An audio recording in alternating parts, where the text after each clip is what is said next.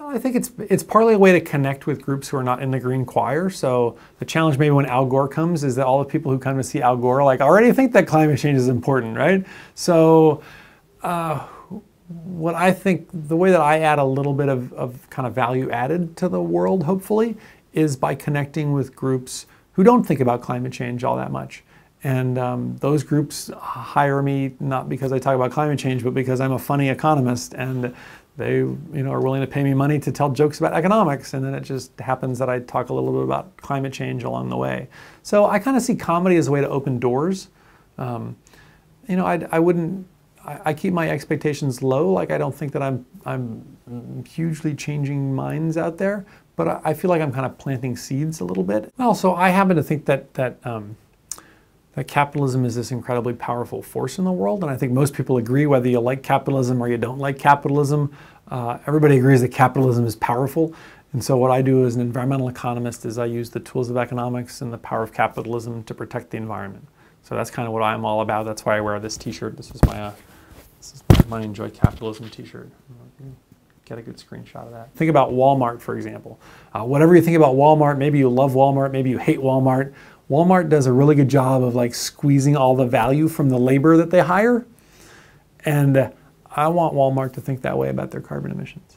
Right? I want them to squeeze all of the value that they can from their carbon emissions. And the way to do that is to put a price on carbon.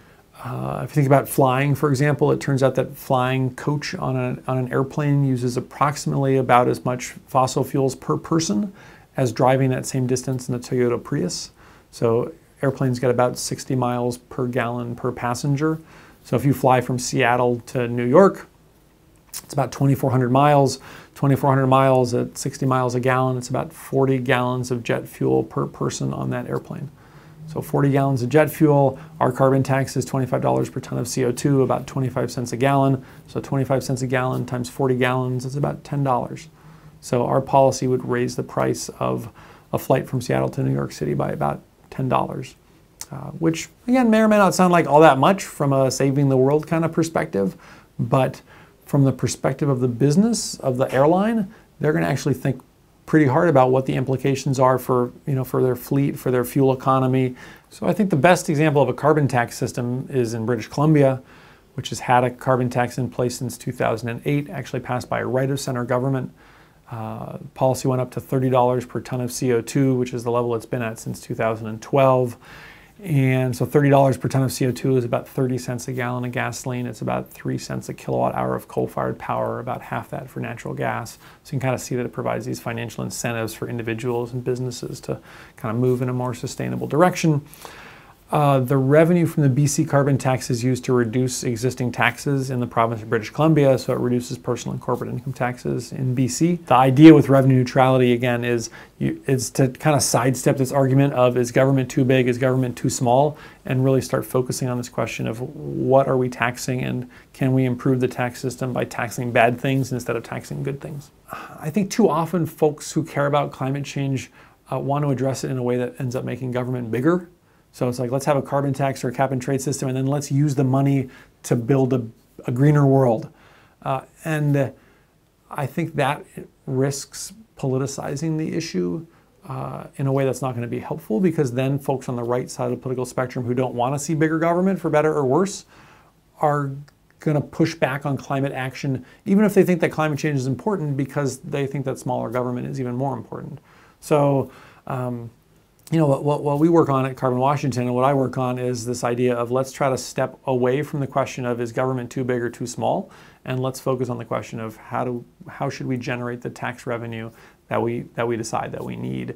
Right? Should we generate that revenue by taxing good things like sales and income and savings and investment, or should we get it by taxing bad things that we want less of, like carbon emissions? And our case to folks kind of across the political spectrum is that we should reform our tax system by taxing bads instead of taxing goods. I think like a lot of people, especially a lot of young people, go into it thinking like, hey, I'm going to change the world. And then they burn out after a year or two, because it turns out that changing the world is really hard. And so, one of my jokes is that as an economist, I benefit from the optimism that comes with low expectations.